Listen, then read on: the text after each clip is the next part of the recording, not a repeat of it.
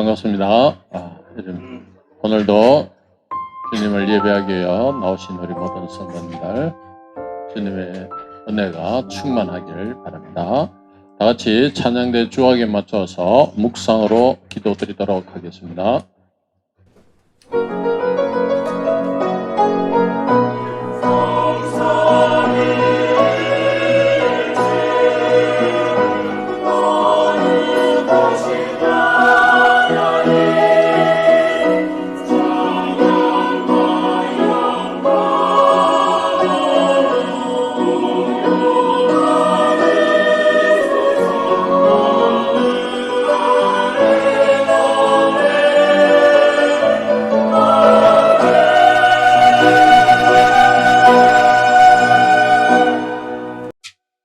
하나님 아버지 은혜를 감사드립니다. 오늘도 복되고 귀한 날을 허락하여 주시고 또한 맑은 일기와 따뜻한 기온을 주심으로 감사드립니다. 주님, 저희들의 나옴을 주님께서 기뻐 함양하여 주시고 저희들이 드리는 모든 기도와 찬양이 주님 앞에 상달되어 그 우리의 드리는 모든 예배가 주님의 큰 기쁨이 되게 하여 주시옵소서. 오늘도 처음으로 이곳에 나온 발걸음이 있다면 주님께서 귀히 여겨주시고 주님께서 그 함께 영원히 동행할 수 있는 귀한 주의 백성 삼아 주시옵소서. 또 단기 선교를 떠나는 우리 청년들 위에도 주님께서 함께 해주시고 늘 함께 동행하여 주시옵소서. 우리 주 예수님 이름으로 기도드렸습니다. 아멘. 다 같이 찬송 드리겠습니다. 찬송가 95장 나의 기쁨 나의 소망 되시며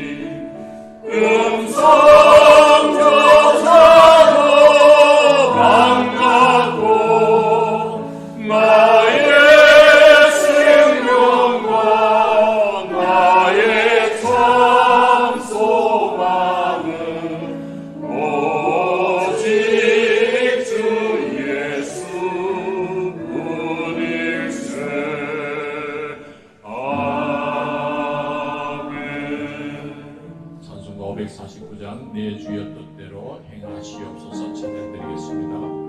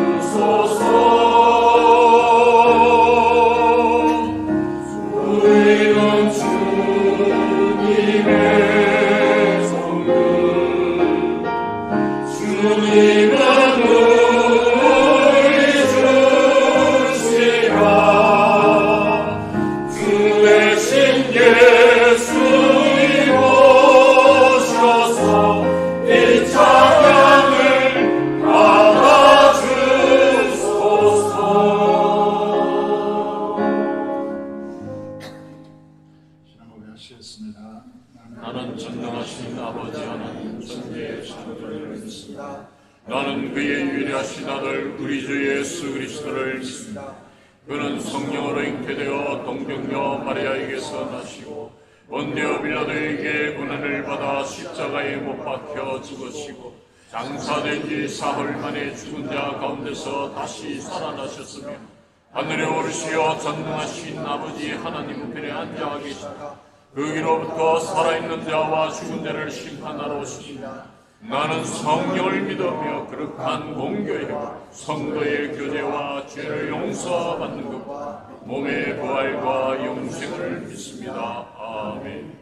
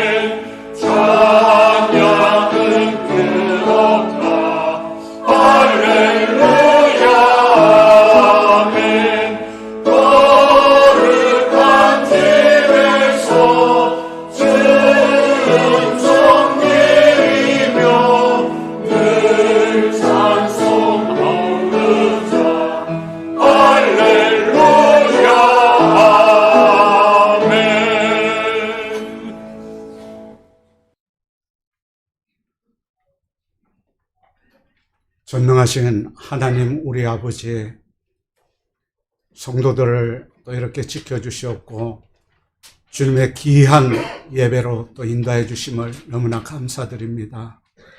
하나님 아버지, 이 예배를 통하여서 우리 주님의 귀한 십자가를 다시 기억하며 아버지 그 십자가 앞에 항상 무릎 꿇고 또 십자가를 아버지 하나님 항상 기억하며 믿음의 길을 가기를 간절히 기도하고 원합니다.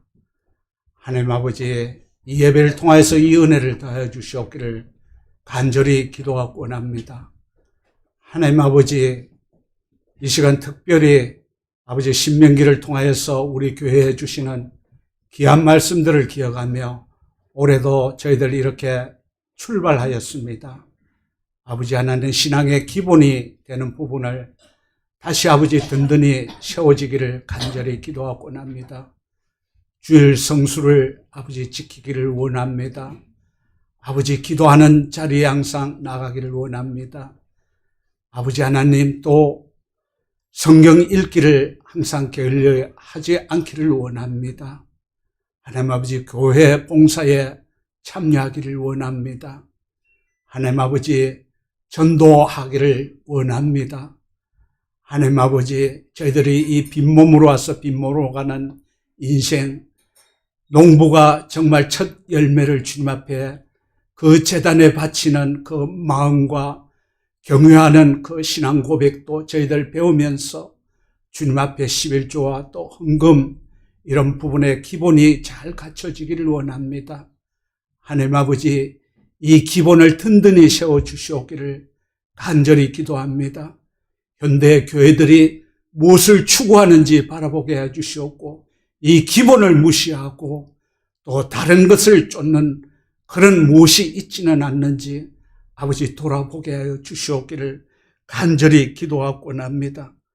하나님 아버지, 교회 위에 함께해 주시옵고 또 교회가 아버지 올 한 해 계획하고 또 건축과 여러 가지 계획 사역 위에도 함께해 주셔서 정말 하나님의 영광 안에 있는 아버지 하나님 이런 교회, 말씀으로 충만한 교회, 기도로서 충만한 아버지 교회, 그런 충만한 성도가 되기를 간절히 기도하고 원합니다. 아버지 하나님 성도의 가정을 기억하여 주셔서 우리가 인생사에 여러 가지 어려움과 힘든 일이 있을지라도 오직 믿음으로써 주님을 의지하고 신뢰하는 가운데 이겨나갈 수 있도록 우리 성도의 가정을 지켜주시옵기를 간절히 기도하고 원합니다. 하나님 아버지 오후 예배 때 재직 세미나가 있습니다. 또 귀한 목사님 또 강사로 초청하였으니 아버지 은혜를 더하여 주시옵고 아버지 하나님 성령의 충만함을 통하여서 재직의 그 역할을 다하여 주시옵기를 간절히 기도하고 원합니다. 하나님 아버지 이스라엘 백성을 이동할 때나 정착할 때나 모든 가운데 또 그 조직의 질서를 항상 강조하면서 그 이스라엘 백성들을 함께 하셨습니다. 저희들 교회도 질서가 있습니다. 이 조직이 있고 또 재직이 있습니다. 질서 안에서 서로 존중하며 서로 배려하며 함께하는 그런 아버지 하나님 재직들이 될 수 있도록 하나님께서 은혜를 풍성히 내려주시옵기를 간절히 기도하고 원합니다. 우리 청년들 아버지 단기 선교 출발 지점에 있습니다. 아버지 하나님 무엇보다도 이 나라의 선교를 돌아보기를 원합니다. 미국에 또 호주에 유럽에 유명한 그 가문의 후손들이 학업과 아버지 한 명예와 지위를 다 버리고 이 가난한 나라에 와서 선교 활동을 하면서 그 아버지 한 주님 앞에 헌신하는 이 선교 정신을 갖고 우리 청년들이 아버지 하나님 선교지에 나가기를 간절히 기도하고 원합니다. 세계 그 넓은 아버지의 곳을 가면서 정말 하나님께서 어떻게 세계 만방을 다스리고 역사하시는지 우리 환경이 얼마나 좋은 환경 속에서 신앙생활을 하고 있는 것인지 아버지 하나님 새로운 것을 볼 때마다 새로운 것을 들을 때마다 하나님을 생각하며 기억하며 죄와 또 아버지 하나님 그 길을 꼭 아버지 하나님 인도해 주시옵고 아버지 하나님 참 정말 주님 안에서 비전을 갖고 소망을 갖고 아버지 성교의 은혜를 받는 우리 청년들이 되기를 간절히 기도하고 원합니다. 하나님 아버지 목사님 또 귀한 설교 외에도 함께해 주시옵고 이 말씀을 깊이 받아들여 저희들이 세상을 살아가는데 이 말씀을 아버지 하나님 꼭 기억하여 주시옵기를 간절히 기도하고 원합니다. 찬양대의 아버지 한 찬양 가운데 함께해 주시옵고 하나님께 함께하는 저희들의 찬양이 되게 해 주시오며 더욱더 가까이 다가설 수 있도록 인도하여 주시옵기를 간절히 기도하고 원합니다. 하나님 아버지 또 예배를 통하여서 또 봉사하고 수고하시는 우리 아버지 한 성도님들 기억하여 주시옵소서. 이 모든 말씀 우리 주 예수 그리스도 이름으로 기도드렸나이다.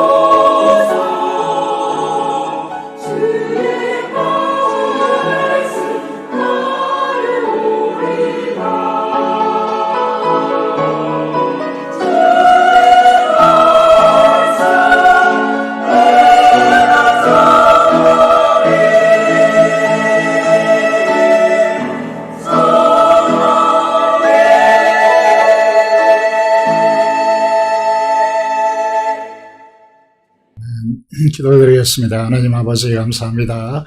하나님 주님 앞에 부르시고 시간 하나님 앞에 예배하게 하심을 감사합니다. 예배하는 주의 사랑하는 자녀들에게 하나님께서 충만한 은혜 베풀어 주시고 성령 하나님의 충만한 역사 속에서 하나님의 귀한 말씀이 들리게 하시고 주의 음성이 들려서 하나님 임재의 영광 앞에 설 수 있도록 축복하여 주시옵소서. 앞서 간구한 기도 응답하여 주시며 하나님 아버지 찬양을 함량하여 주시옵소서. 이 시간도 군문에서 또 여러 가지 상황 속에서 해외에서 있는 우리의 친구들을 주장하여 주시고 또 외상에 고생하는 청년을 하나님께서 기억하여 주시며 어디에 있든지 하나님을 바라보고 하나님을 경배하는 우리의 지체들이 될 수 있도록 인도하여 주시옵소서. 이 시간도 하나님 앞에 예배하며 마음의 소원을 하나님께 아리는 주의 귀한 자녀들에게 하나님께서 두 손 들어 축복하시고 응답하여 주시옵소서. 감사를 드리며 우리 주 예수 그리스도 이름으로 기도드리옵나이다. 아멘. 오늘 우리에게 주시는 말씀은 신명기입니다. 신명기 5장 1절에서 10절의 말씀 보도록 하겠습니다. 신명기 5장입니다. 5장 1절에서 10절의 말씀, 구약성경 269페이지에 있습니다. 신명기 5장 1절에서 10절의 말씀을 제가 읽도록 하겠습니다. 모세가 온 이스라엘을 불러 그들에게 이르되 이스라엘이 오늘 내가 너의 귀에 말하는 규례와 법도를 듣고 그것을 배우며 지켜 행하라. 우리 하나님 여호와께서 호레산에서 우리와 언약을 세우셨나니 이 언약은 여호와께서 우리 조상들과 세우신 것이 아니요 오늘 여기 살아있는 우리 곧 우리와 세우신 것이라. 여호와께서 삼위 불 가운데서 너희와 대면하여 말씀하시매 그때 너희가 불을 두려워하여 산에 오르지 못하므로 내가 여호와와 너희 중간에 서서 여호와의 말씀을 너희에게 전하였노라. 여호와께서 이르시되 나는 너희를 애굽 땅 종되었던 집에서 인도하여 낸 너의 하나님 여호와니라.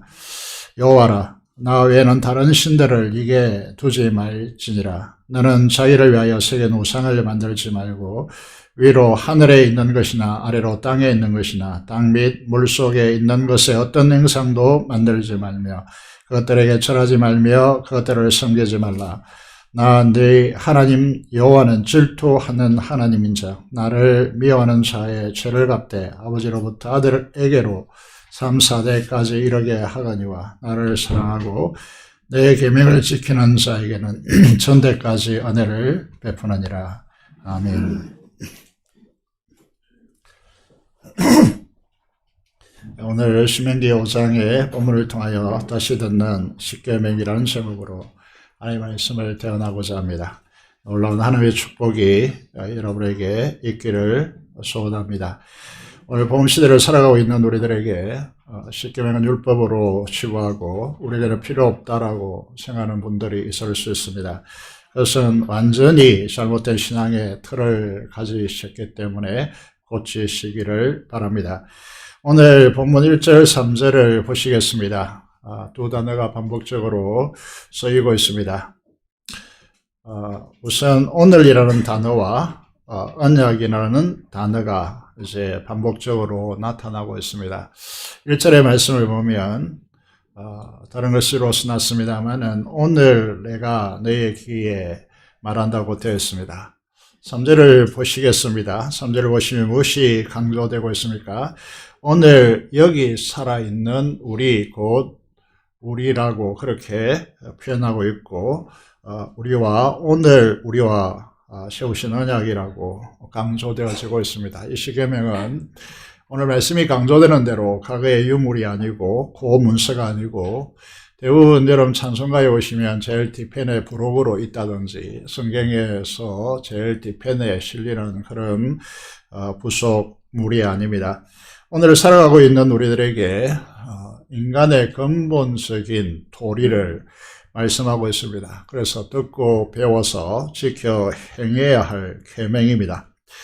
예수님은 이제 잘 아시다시피 시작 말씀이 그 당시에는 없었죠. 그래서 산상순인 이제 천국 시민들에게 우리들에게 말씀하시는 부분이 마태복음 5장 17절에서 19절에 기록되어 있습니다. 우선 조교회 많은 말씀의 사역자들이 대부분 오해하고 이것을 이제 잘 말씀하고 있지 않기 때문에 중요한 부분입니다. 17절에 마태복음 5장 17절에 보면 내가 율법이나 선지자를 폐하려 온 줄로 생각하지 말라.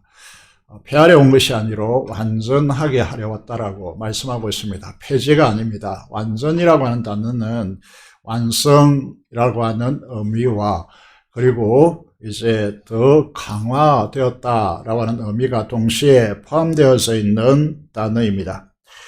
18절을 보시면요. 천지가 없어지기 전에는 율법의 1.1획도 없어지지 아니하고 다 이루리라고 말씀하고 있습니다. 이 회개라고 하는 이 단어, 1점이라고 하는 이 단어는 요타라고 해서 히브리어에서 우리로 말하면 순표 하나 찍는 것과 같은 단어가 있습니다.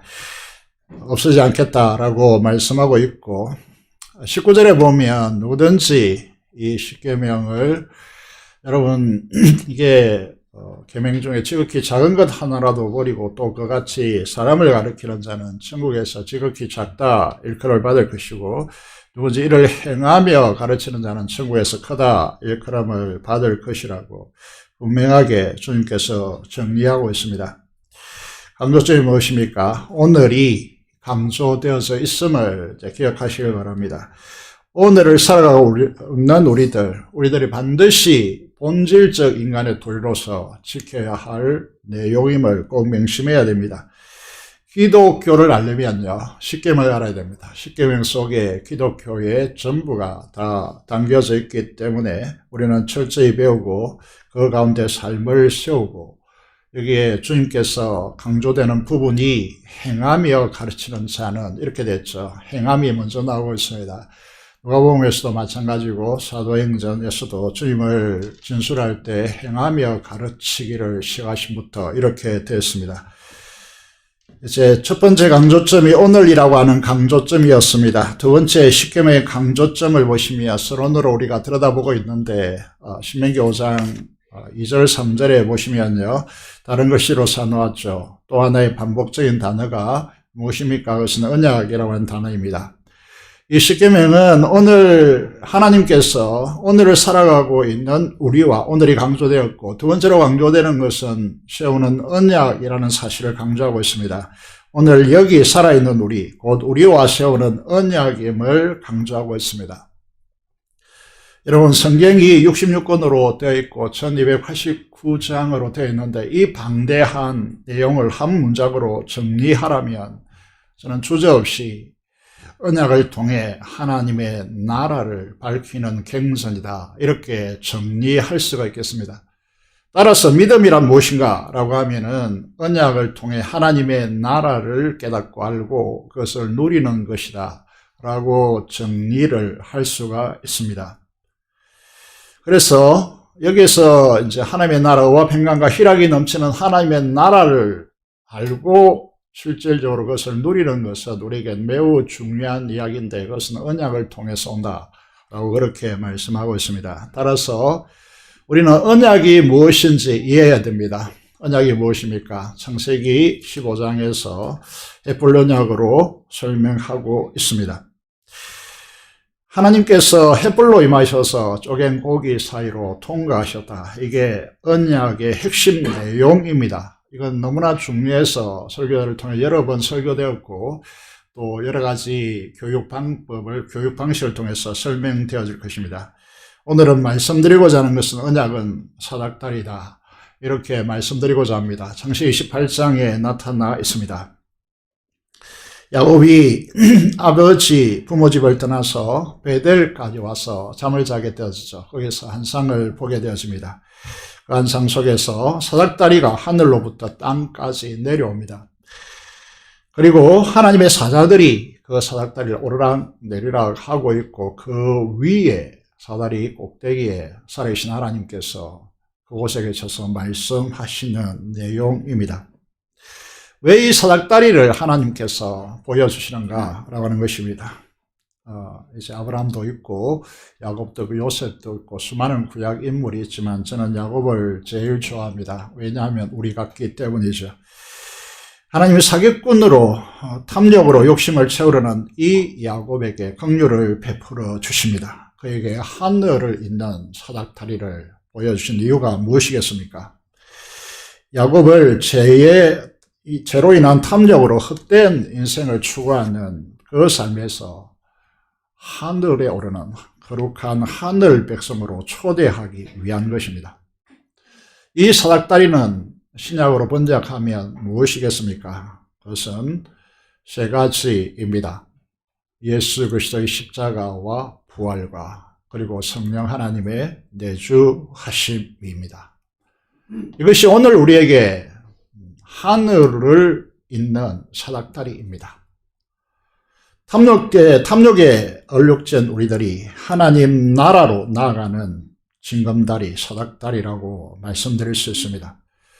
제 쇠사슬에 매여서 사탄의 종으로 영원한 지옥불에 들어가야 할 자들이 우리들인데, 그런 우리들을 주님의 십자가와 부활과 성령의 오심으로 영광과 거룩의 하나님 나라로 초대하였고, 우리가 그곳에 들어가서 그것을 누리게 되는 것입니다. 주님의 십자가와 부활, 그리고 성령께서 내주하신 우리에게 오심은 하늘로 있는 사닥다리입니다. 여러분, 이 십계명을 언약이라고 표현하는 이유는 바로 이것이 함축되어져 있기 때문에, 십계명이 사닥다리이기 때문에, 다시 말해서 언약이기 때문에 중요합니다. 이 십계명을 제대로 파악하면 우리를 하나님의 나라를 경험하고 그것을 누리게 하는 사닥다리 역할을 합니다. 그래서 중요합니다. 십계명 왜 그토록 중요한가? 두 번째 이유는 하나님께서 십계명을 두 돌판에 친히 쓰셨다라고 하는 데에서 그 중요성이 있습니다. 모세의 기질은 이제 세밀하고 아주 뛰어난 사람인데, 그의 탁월함으로 자기 생각 속에서 구축해낸 것이 아닙니다.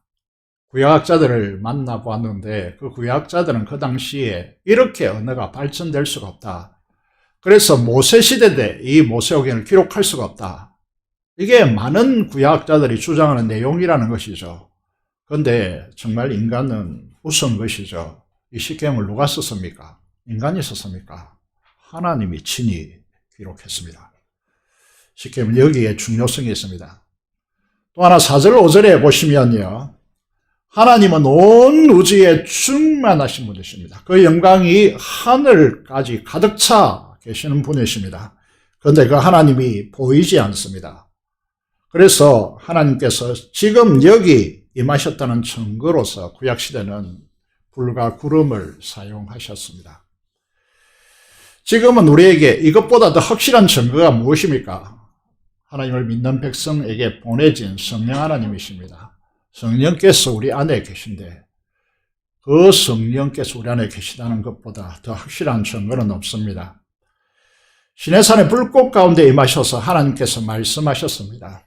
그 아래는 흑암이 깔려 있었습니다. 이건 두려운 현상이죠. 그래서 우리는 이렇게 종종 말합니다. 하나님께서 직접적으로 하나님의 음성을 내 귀에 들려주면 나는 하나님을 믿을게 라고 하는 사람들이 많은데, 그렇게 되면 우리는 살아날 수가 없습니다. 그래서 이스라엘 백성들이 호렙산에서 어떻게 했습니까? 우리는 하나님의 말씀을 두려워서 직접 못 듣겠다. 그래서 중간자를 세워라. 그렇게 하는 것이죠. 대리자, 말씀의 대언자를 사용하십니다. 5절에 보면 모세가 말합니다. 내가 여호와와 너희 중간에 서서 하나님의 말씀을 전하니노라 라고 말하고 있습니다. 오늘도 마찬가지인데 기독교에는 그래서 말씀의 사역자가 너무 중요합니다. 말씀의 인도자가 너무 중요하다는 거죠. 그래서 이 사람들이 하나님을 아뢰나여 하나님의 음성을 기도로 들을 수 있어야 합니다. 가장 문제되는 사역자는 하나님께서 말씀하시지 않는데 자기 생각을 말씀에 집어넣는 것입니다. 말씀 선포에 집어넣는 것입니다. 이것은 사악한 것인데, 교회는 이들에 의해서 문제가 일어납니다. 하나님과 말씀 앞에서 두려움이 형성된 사람으로 기도로 하나님의 음성을 들을 수 있는 진정성 있는 목회자가 중요합니다. 그 중심에 이런 목회자가 서 있어야 교회가 바로 살아갈 수 있습니다. 바로 살아날 수 있다는 거죠. 교회가 죽느냐 사느냐를 결정짓는 중요한 문제가 이 문제입니다. 이제 십계명을 본격적으로 다뤄보겠습니다. 십계명 하면 우리가 1계명에서 10계명까지 교회를 다니신 분들은 너무 잘 알 것으로 보입니다.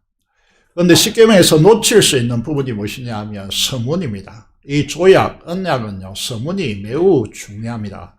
그래서 조광재 장로님인가 고이노니아를 집필하신 분인데, 그분이 항상 어릴 때 제가 교사 강습회 가서 들어보면 이 부분을 강조하더라고요. 서문을 놓치면 안 된다라고 하는 것이죠. 6절에 보면 이 서문이 나오고 있습니다. 나는 너를 애굽 땅 종되었던 집에서 인도하여 낸 네 하나님 여호와라 라고 규정하고 있습니다. 한 구절이지만 우리 신앙의 전부를 담고 있습니다. 나는 너를, 하나님과 나와의 관계를 규정하고 있습니다. 언약의 핵심이죠. 두 번째, 우리의 신분입니다. 종된 자리에서 하나님의 복을 누리는 언약 백성으로 구속하여 이끌었다. 이렇게 말씀하고 있습니다. 우리는 창조와 구원의 하나님을 우리의 아버지로 믿고 그 덕으로 우리가 살아가고 있다라는 이 믿음의 고백이 중요하죠. 그분이 누굽니까? 아들을 죽이시기까지 우리를 사랑하신 언약의 하나님, 스스로 계신 유일하신 분, 여호와 하나님을 우리가 믿고 있습니다. 이 한 주를 우리가 신약 성경을 한다면 이 한 주를 어떻게 읽느냐에 따라서 우리의 신앙이 결정된다고 말할 수 있습니다. 여기에 담겨있는 구속과 구원이 있고 하나님과의 우리와의 관계를 진술하고 있습니다. 이 한 구절 안에 엄청난 하나님의 구원에 대해 서사시가 펼쳐져 있는데 이거를 제대로 읽어내야 신앙이 맹탕물이 되지 않고 정말 우리가 매일 성경 큐티 서론에서 언급된 대로 심장이 박동하는 신앙의 심장이 뛰는 이 신앙이 비로소 시작될 수 있습니다. 어떻게 가능합니까?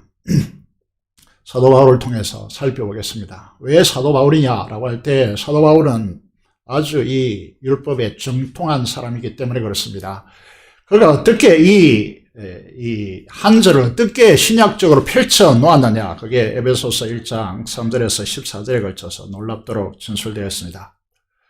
에베소서 1장을 제대로 읽으면 하나님의 구원의 그 웅장함에 우리는 완전히 압도되게 되었습니다. 내가 하나님의 은혜로 구원받아 예수님을 믿는다는 것이 얼마나 큰 축복인지 눈물겹도록 흐느껴 울지 않는, 흐느껴 우는 경험이 없으신 분이 있다면 그건 구원을 제대로 이해하지 못한 분들입니다. 여러분, 최근에 우리 교회 다른 종교를 믿다가 교회로 오신 분들이 많은데 저는 그렇게 생각합니다. 여러분들은 첫눈을 타고나다. 모태신앙은 더 말할 필요가 없겠죠. 이게 기독교를 믿는 것이 얼마나 어려운지 여러분 아셔야 됩니다. 요새서 1장이 어떤 내용으로 채워져 있느냐 하면 세 가지로 이제 크게 3절에서 14절까지 구원에 대해서 사시는데 하늘의 신령한 복들을 진술하고 있습니다. 거기에 세 가지로 정리해 보겠습니다. 하나님께서 우리를 창세 전에 보시고 예정하시고 선택했습니다. 여러분, 오늘날 여러분들이 누군가에 의해서 이 자리에 왔겠지만은 그런 내용이 아닙니다. 이 세상이 창조되기 전에 우리를 보셨고 선택하셨고 예정하셨습니다. 사람에 의해서, 환경에 의해서 우리의 신앙이 결정되는 게 절대 아닙니다. 하나님에 의해서 이루어진다는 사실이죠. 이게 첫 번째 진술입니다. 두 번째 진술은 무엇인가 하면 이 구원을 사실화하기, 실제화하기 위해서 예수 그리스도께서 인간의 몸을 입고 오셔서 성자 하나님께서 인간이 되어 오셔서 천하보다 더 귀중한 생명을 우리를 위해서 버리시고 그걸 상징하는 피로 우리를 구원하셨다라고 하는 것입니다. 예수 그리스도의 피의 구속을 말씀하고 있습니다. 세 번째 진술은 무엇인가 하면 이것이 영원하다라고 하는 도장을 찍고 보증서를 우리에게 확정하셨다라는 내용이 약속의 성령으로 인치시고 보증하셨다라고 하는 내용입니다. 제가 대학교 1학년 때 저에게 복음을 전해준 고마운 분이 있는데 4학년 선배였습니다. 지금도 이름을 똑똑히 기억하고 여영동이라고 하는 분이십니다. 아들이 이제 결혼을 하게 됐는데 저에게 복음을 전해줬는데 저보고 주례를 해달라고 부탁하시더라고요.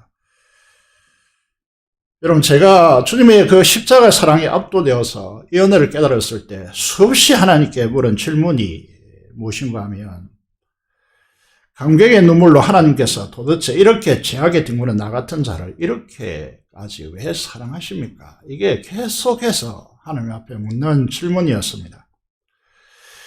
우리는 이렇게 고백할 수밖에 없습니다. 그 대답이 무엇인가 압니까? 그 대답이 성경에서 주어지더라고요.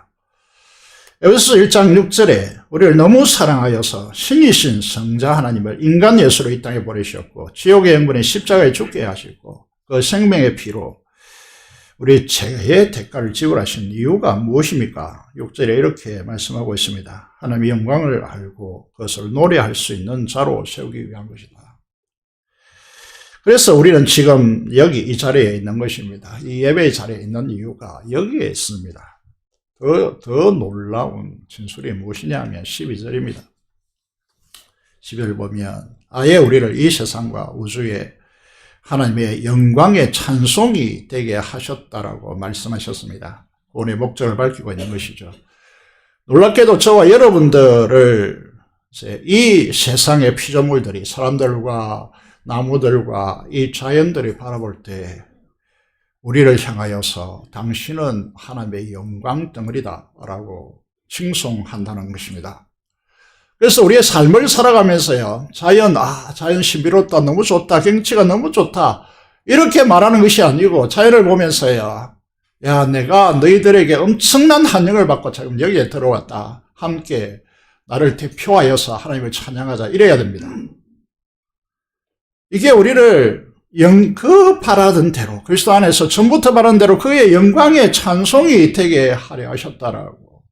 여러분, 사람들에게 환영받고 자연 만물에게 환영받고 환영받는 이유가 우리 속에 있는 예수 그리스도의 영광 때문입니다.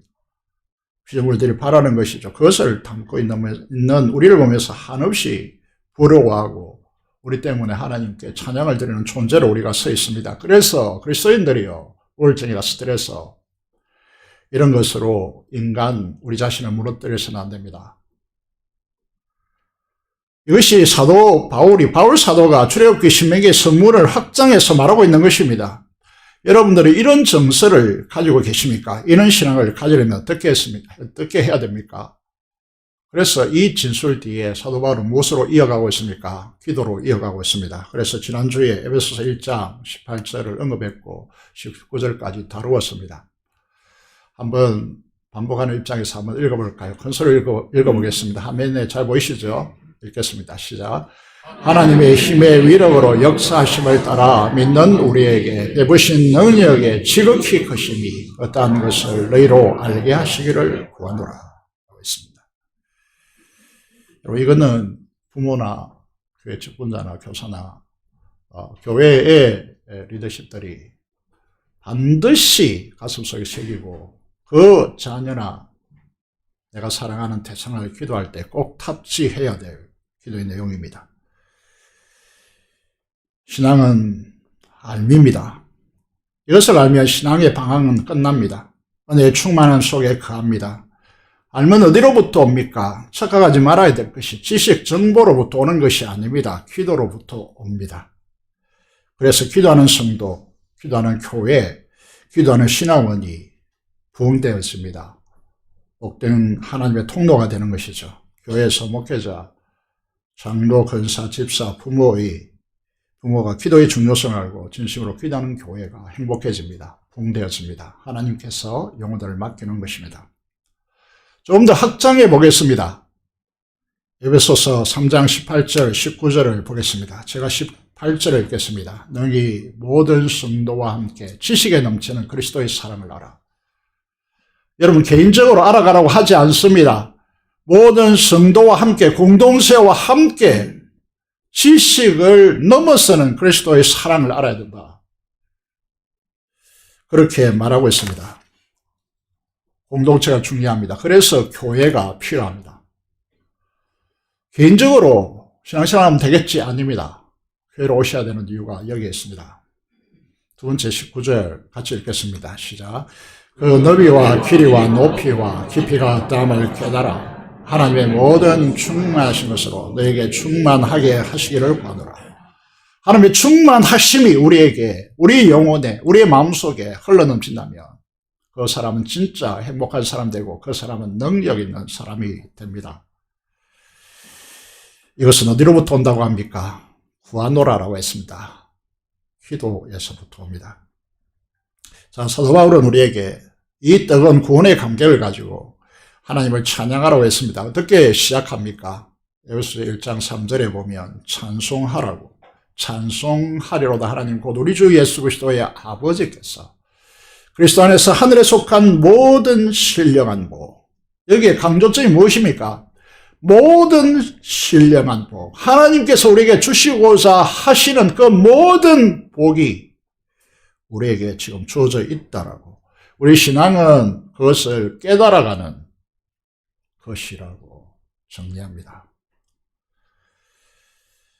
그래서 예배자가, 그래서 찬양이 그 영혼 속에 차고 넘치는 것입니다. 사랑하는 재건부산교회 성도 여러분, 왜 여러분이 재건부산교회 수많은 교회가 있는데 여기에 다니셔야 된다고 생각합니까? 사람 때문입니까? 아니면 지난주에 우리 권사님이 기도를 통해서 불가능한 일이 정말 하나님이 기적적으로 이루어졌다라고 하면서 여러분이 떡을 내셨습니다. 우리 교회에 이렇게 기도 응답이 되기 때문에 우리 교회에 오시는 것입니까? 여러분, 아닙니다. 저는 우리 교회가 존재할 이유로 말씀이 말씀답게 선포되기 때문에 우리 교회를 와야 된다고 생각합니다. 우리는 하늘에 속한 모든 신령한 복을 받은 사람임을 확신하는 것. 그래서 이것으로 하나님을 전 인격을 다해 사랑하고 그분을 온 몸과 마음을 다해 경배하고 뜨겁게 예배하고 찬양하는 성도들이 되셔야 됩니다. 반응하셔야 된다는 거죠. 제가 때때로 이제 카톡을 통하여서 이제 우리 목자들과 교사들에게 카톡을 보낼 때가 있습니다. 좀 반응하십시오. 반응. 우리 교회는 참 반응을 하지 않죠. 야, 아멘. 그거는 우리의 목숨을 걸어야 될 문제이다. 아멘 하는 건 좋습니다. 그런데 반응 좀 하시지, 반응. 지금까지 우리는 십계명의 배경과 서문을 살펴보았습니다. 이제 십계명 조항들을 살펴보겠습니다. 첫째 계명은 무엇입니까? 7절에 있습니다. 나 외에는 다른 신들을 내게 두지 말지니라. 왜 이 말씀이 첫째로 이 계명이 올라올까요? 그만큼 중요한 문제입니다. 이것과 연결되어 있는 것이 제2계명이죠. 자기를 위하여 세균 우상 만들지 말고 하늘에 있는 것이나 아래 땅에 있는 것, 땅 속에 있는 것, 용왕님 이래 샀죠. 어떤 행상이든 만들지 말고 그것들을 절하지 말며 섬기지 말라라고 말씀하고 있습니다. 이건 단순한 것이 아닙니다. 가장 인간의 본질적인 부분, 본질적인 인간의 도리라고 말씀을 드렸는데 인간은 여러분 이 본질적인 부분부터 깨뜨리고 있습니다. 여러분 그래서 왜 그러냐 하면 사탄과 악한 영인 귀신이 개입해 들어와서 인간을 속이기 때문에 거짓의 영이죠. 거짓의 압이죠. 근본적으로 인간을 속입니다. 그래서 벗어나기가 거의 불가능합니다. 이렇게 불교 부처를 중심을 다해 섬겼던 분들이 교회에 들어와서 우리 집사님 보면 이렇게 자기와 함께 불교 다녔던 분들 어떻게 하든지 기독교 복을 믿도록 하기 위해서 정말 노력하는 부분이 정말 감동이 됩니다.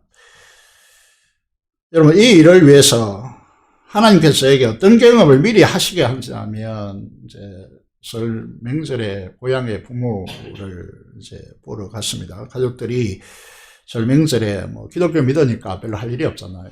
그래서 참나무를 캐서 수트로 만들어서 부를 때는 찜질방에 가자고 해서 간 적이 있습니다. 그래서 그 지역에 가장 유명한 절의 주지 성녀를 만나서 2시간 정도 대화를 나눈 적이 있습니다. 몇 마디 대화를 하는데 저를 보고 목사님이냐고 묻더라고요.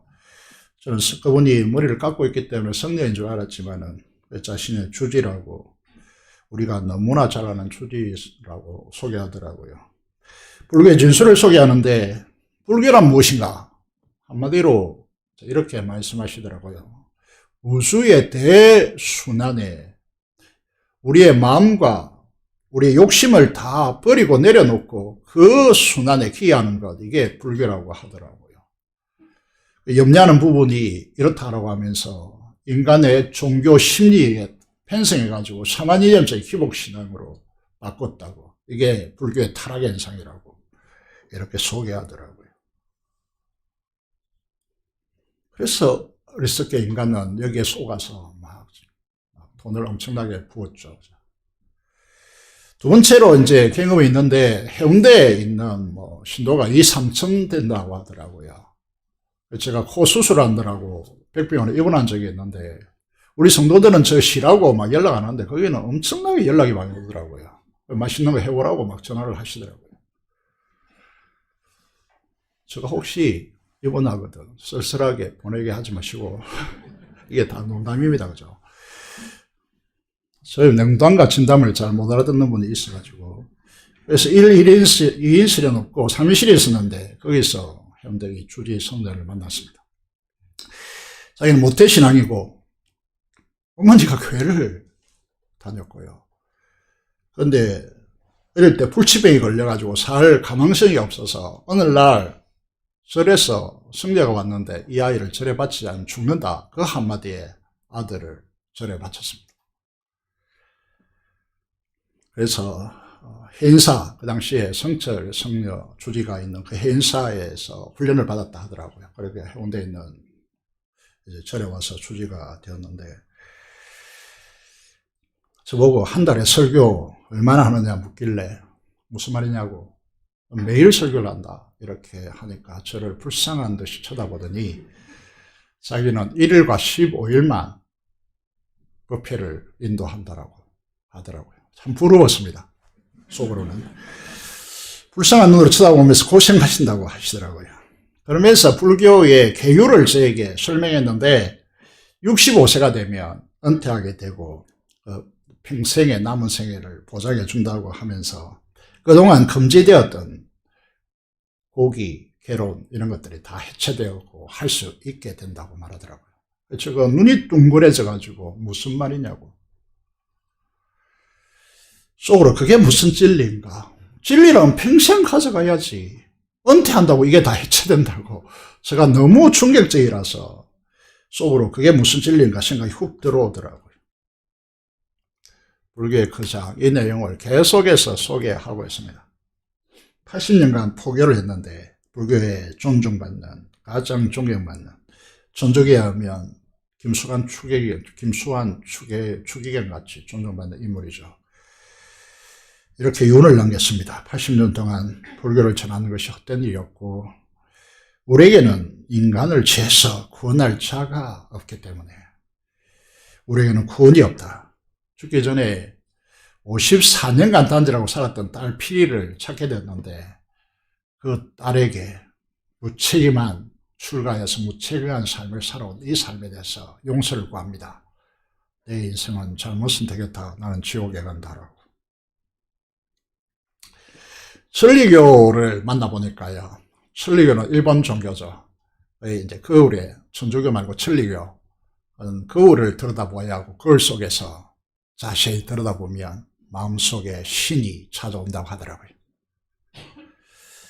제가 뉴욕 맨하탄에 간 적이 있는데 왕복 12차선인지 16차선인지 모르겠는데 한쪽 차선을 다 막고 그 넓은 거리에 시가행전을 벌이더라고요.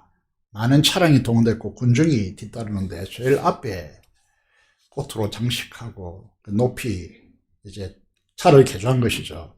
차 위에 어린 아이, 여자아이가 타고 있더라고요. 그 여자에게 연신절하면서 막 깽가요, 그런 많은 악기를 동원해서 시가행전을 벌이더라고요. 그래서 길가에 구경하고 있는 사람들에 가서 물었습니다. 무슨 의미냐고. 답변이 차 위에 있는 저 여자아이를 신으로 섬기고 모시는 종교가 그들의 종교를 선언하기 위해서 뉴욕시의 허락을 받고 시가행전을 벌이고 있다고 하더라고요. 일본 총리가 되는 인간들마다 어떻게 합니까? 신사에 가가지고 일본 제국 건설을 위해서 목숨을 잃은 전몰장명의 위패를 모시는 그 사당은 신사죠. 신사에 경배하고 공물을 바칩니다. 일본은 800만 신을 섬기고 있죠. 제가 전도하는 대상 중에 여러 차례 말씀드리지만 남묘호랑경고 있습니다. 왜 그렇게 사로잡혀 있는지 이해가 잘 되지 않죠.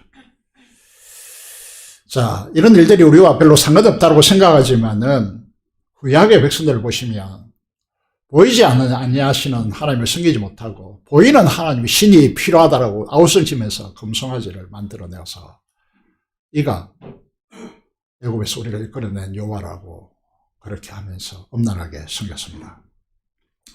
가나안 땅에 들어간 구약 교회는 어떻게 했습니까? 맹목상에 우리같이 주일은 예배 드리는데 남은 삶을 어떻게 살아가는 것입니까? 거기에서 애국 지역과 달리 하늘에서 비가 내려야 농사를 지을 수 있기 때문에, 또 무화과나 또 이런 이제 포도나무나 이런 것들이 풍요가 오기 때문에 비가 중요했죠. 그래서 맹목사는 하나님을 섬기는데 실질적으로는 비가 필요하기 때문에 비의 신 바알과 아세라를 섬기는 것에서 부하국 이스라엘 아수르에 패망할 때까지, 남은 유다가 바벨론에 패망되어서 포로로 끌려갈 때까지 이 바알과 아세라 숭배에서 떠나지 못했습니다. 바벨론 포로에 70년간 바벨론 포로에서 돌아와서 느헤미야와 에스라, 요수아 대제사장이죠. 중심으로 해서 말씀 회복 운동이 일어납니다. 십계명 회복 운동이 일어나죠. 그 운동의 일환으로 생겨난 운동이 바리새파 운동입니다. 예수님 당시의 바리새인들이죠. 예수님 당시의 대제사장은 헤롯 성전을 통해서 돈을 벌어들였습니다. 관심이 돈이었죠.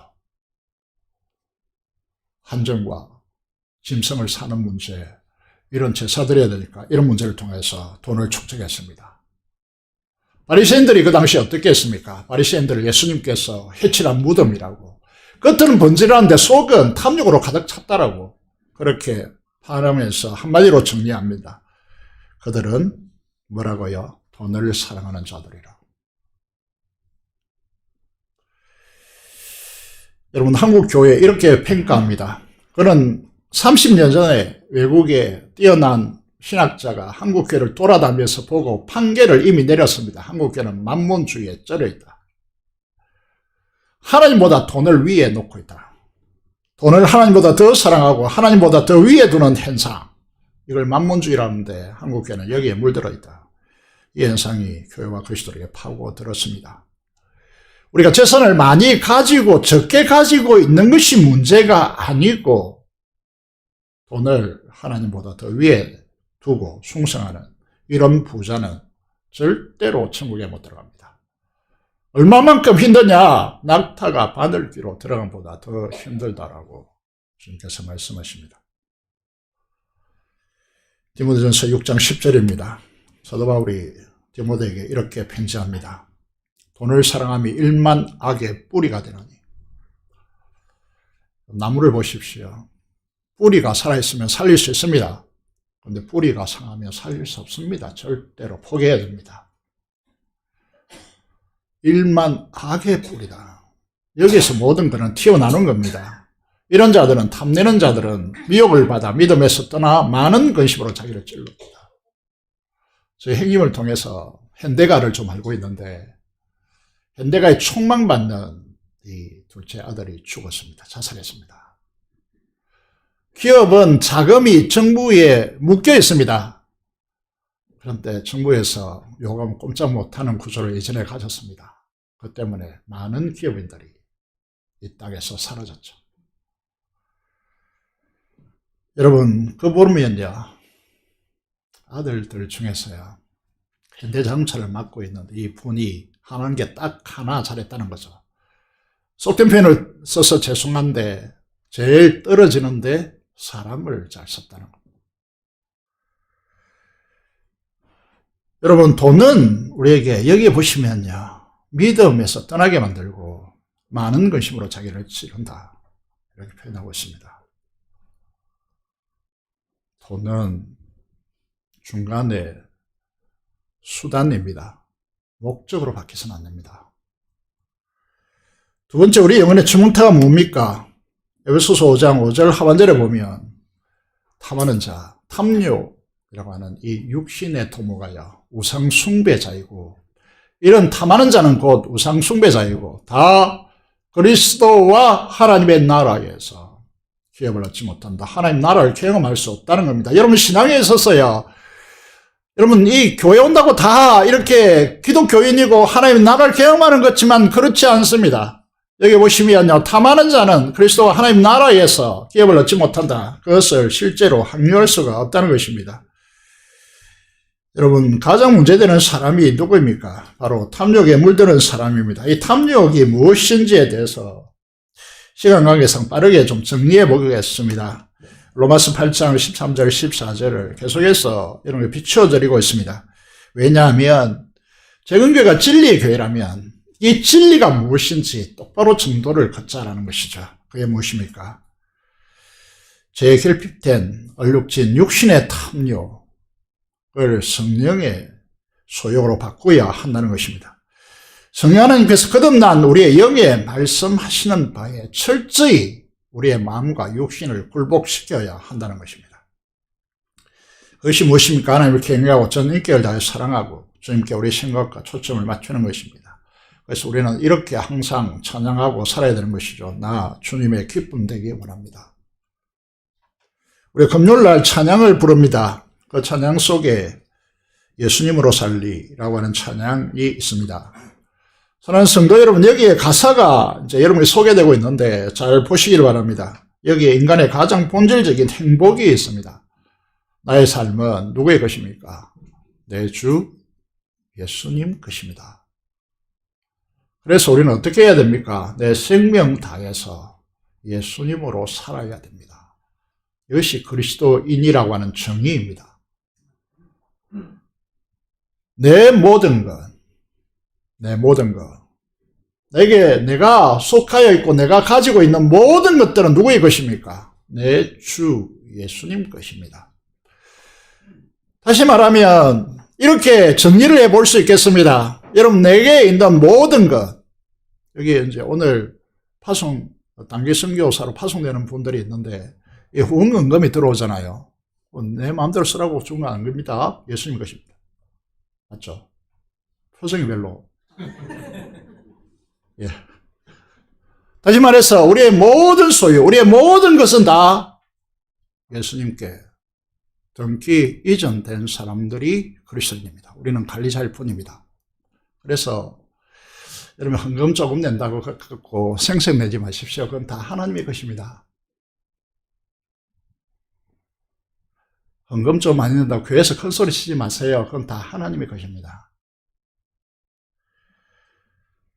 내 모든 것 내 주 예수의 것이니 이 등기 이전이 된 사람들만이 천국으로 갈 수 있습니다. 생명 다해 내 전부 되신 예수님을 사랑하고 내 모든 생각의 초점을 예수님께 맞추고 항상 주님을 내 앞에 모시는 이 헌신에 우리의 생애에 헌신이 있고 우리 기쁨이 있고 행복이 있다는 사실을 기억해야 됩니다. 왜 십계명이 우리 인간의 기본적인 도리인가? 잘 보셔야 한다는 것이죠. 여러분들에게 마지막으로 어떤 하나님의 축복이 약속되어져 있습니까? 그게 신명기 5장 9절 하반절에서 10절의 말씀입니다.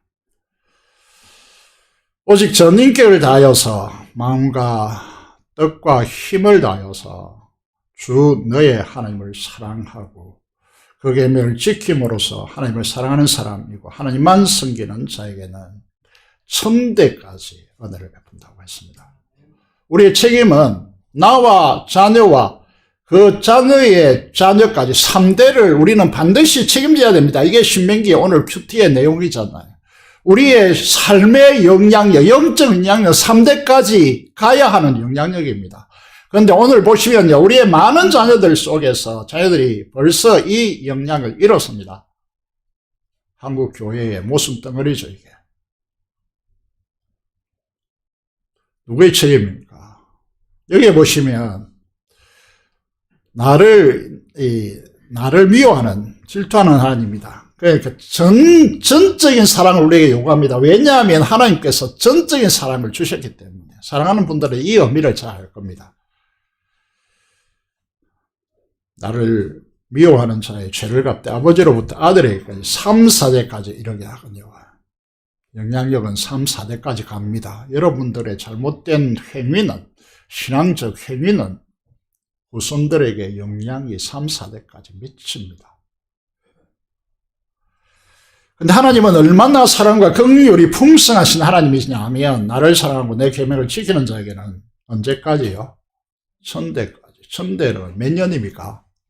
우리의 한 대를 요즘은 40년으로 바뀌고 있습니다. 20년에서 40년으로 오고 있습니다. 4000년 동안 하나님의 은혜를 누리는 가문으로 바꾸겠다. 이걸 이제 기독교 맹문 가문이라 하는 거죠. 그런 우리의 축복을 꿈꿔야 되지 않겠습니까?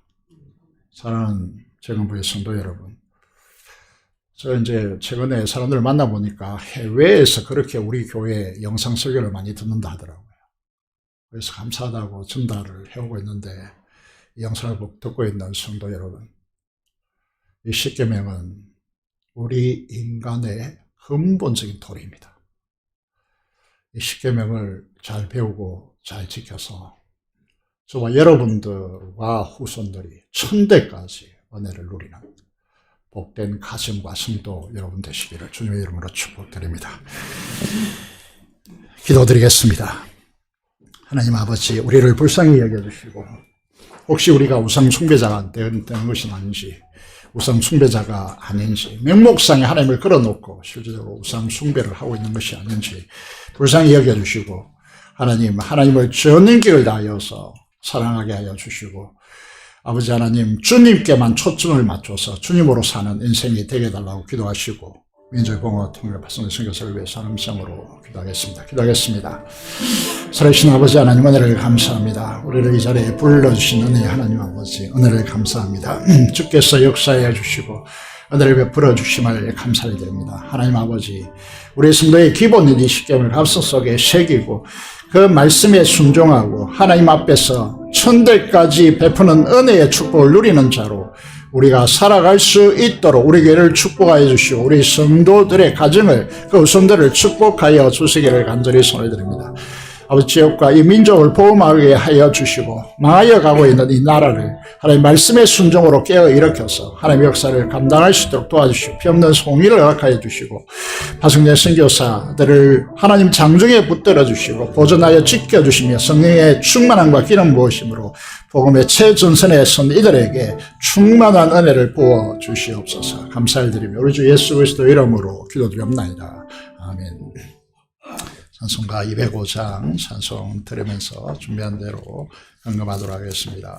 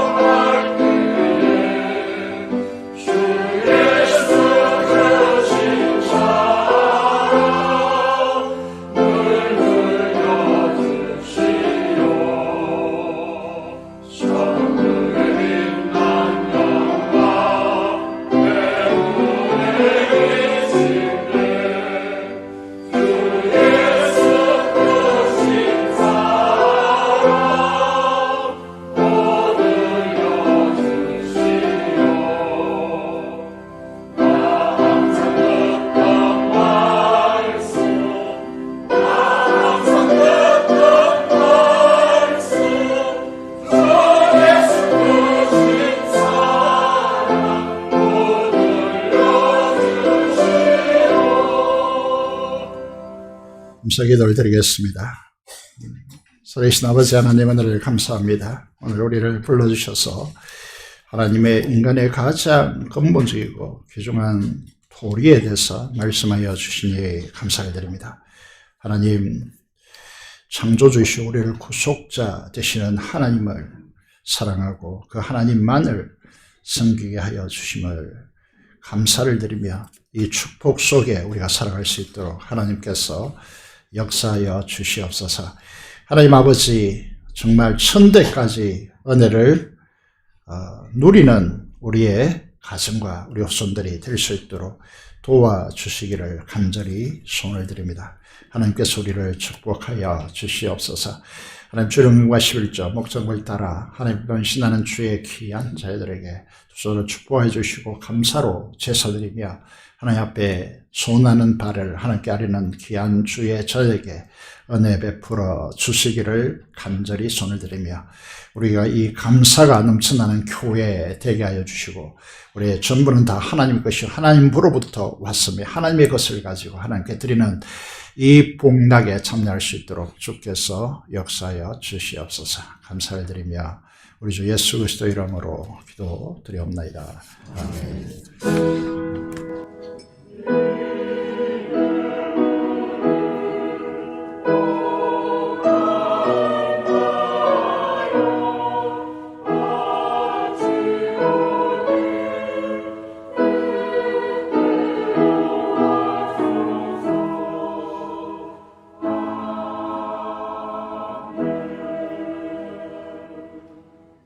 교소식을 말씀드리겠습니다. 당일을 읽고 오늘부터 다음 주까지 재직 세미나가 있습니다. 직분자들은 다 참여하시고 특별히 젊은 층들 꼭 참석해 주시길 바랍니다. 오늘 오실 강사는 새 언약적 고신철이죠. 조재필 목사님입니다. 신학교 동기인데 신실하신 분이십니다. 꼭 참석하셔서 재직으로서 은혜 받는 시간이 되시길 바랍니다. 매월 11일과 15일은 특별히 새벽 기도를 우리 교회가 가지고 있습니다. 내일이 새벽 기도 특세인데 방학 때니까 가족들과 저희들을 깨워서 함께 참여하시기를 바라고 새벽을 깨우는 우리 교회가 되기를 원합니다. 금요 기도회가 계속되고 있는데 여러분 이 기도에 말씀드린 대로 기도의 중요성을 계속해서 강화시켜 갈 것입니다. 그래서 함께 기도하는 일에 오늘 함께라고 하는 단어가 중요하죠. 사역반이 이제 재훈련까지 한 7년간 끌어왔는데 드디어 수료식을 가지게 되었습니다. 기도해 주시고 축복해 주시면 고맙겠습니다. 건축을 위한 모임을 1월 20일 토요일 오후 5시에 본당 앞 기도실에서 가지겠습니다. 건축을 위해서 헌신하실 분들은 꼭 와서 동참해 주시면 좋겠습니다.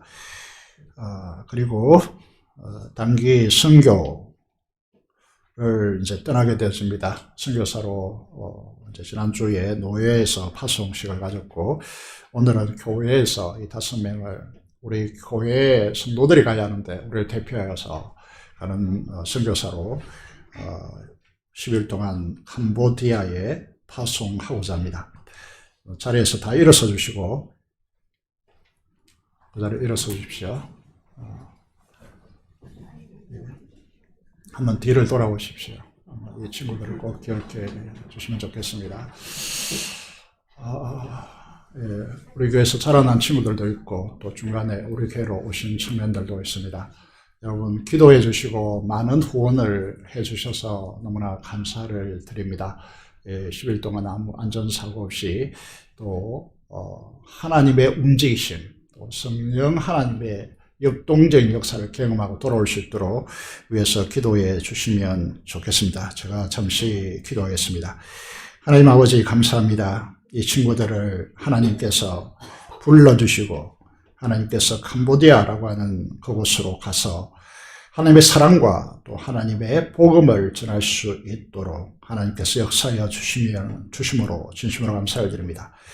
우리가 보내는 선교사로서 우리가 가야 하지만 이들을 통하여 우리가 현장에 늘 있게 하여 주시고 이들이 정말 그동안 믿음 안에서 성장해 왔는데 그곳에서 살아계신 하나님을 경험하게 해주시고 성령 충만함과 기름 부으심으로 주님의 움직이심과 주님의 세밀한 음성을 듣고 그 주님의 영혼을 향한 뜨거운 사랑을 깨닫고 돌아올 수 있도록 주께서 역사하여 주시고 이들이 가서 복음 전하는 그 현장에서 그 곳에 있는 많은 영혼들이 예수 그리스도를 믿는 역사, 주님의 사랑을 깨닫는 역사 일어나게 하여 주시옵소서. 감사드리며 우리 주 예수 그리스도 이름으로 기도드리옵나이다.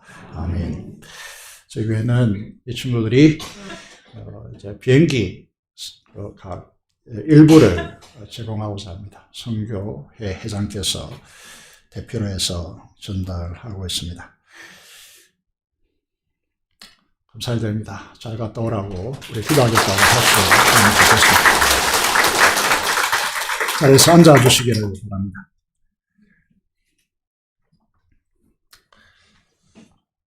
자, 그 노예에서 실시하는 조직 세미나가 이번 주 12월 1월 18일 목요일에 주원의 교회에서 가지게 되었습니다. 10시 30분부터 식사를 하기 때문에 현장으로 바로 오시는 분들은 10시 30분까지 오시고 교회에서 출발하신 분들은 10시까지 교회로 오시면 함께 할 수 있습니다. 그래서 다 같이 다음 세대를 고민하고 있는데 그 청년 현장에서 가르치고 있는 이제 메가스터디 회장께서 오셔서 그 청년들의 생각, 사고 이 속에서 기독교가 어떻게 이 세상 속에서 선점하는 다음 세대를 향할 것인가 이제 강의하게 될 것입니다. 모셔서 많은 공감과 또 도전 받으시는 시간이 되시기를 바라겠습니다. 이상으로 강조를 마쳤습니다. 다 같이 일어나셔서 서신자를 소개해야 됩니다. 잠시만요. 김성근 권사님께서 전도하셨습니다. 김정민 우리 선생님 오셨습니다. 오늘 설교했는데 이전에 보각사 불교를 다녔다고 합니다. 이제 저 한자를 써가지고 잘 못 읽겠는데 대원산업개발 대표이사라고 그렇게 합니다. 너무나 감사를 드립니다. 오셔서 진심으로 환영합니다. 자리에서 일어서시면 큰 박수로 환영하도록 하겠습니다. 네, 너무나 감사합니다. 최근에 오시는 분마다 이렇게 쾌활하셔가지고 너무 인상도 좋으시고 손을 들어서 이렇게 표시하니까 정말 반갑습니다. 너무나 감사합니다. 제가 잠시 기도하겠습니다. 살아계신 아버지 하나님 은혜를 감사합니다.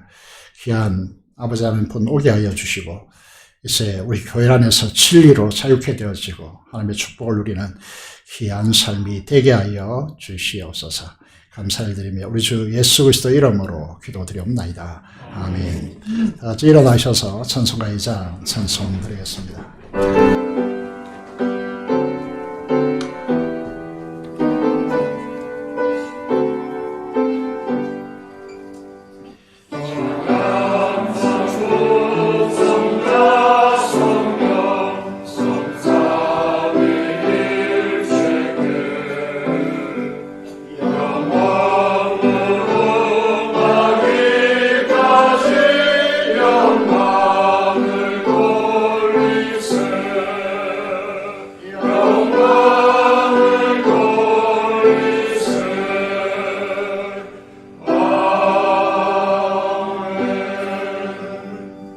습니다. 지금은 우리 주 예수 그리스도의 은혜와 하나님 아버지의 모르신 사랑하심과 성령의 교통 충만 감동하심이 오늘 십계명을 통하여 인간의 도리를 알고 하나님을 사랑하고 그 계명을 지킴으로 천대까지 은혜를 누리기를 소원하는 사랑하는 성도들의 그 심령과 가정과 생업터전 위에 그 후손들에게 영원토록 함께 하시기를 축원하옵나이다. 아멘.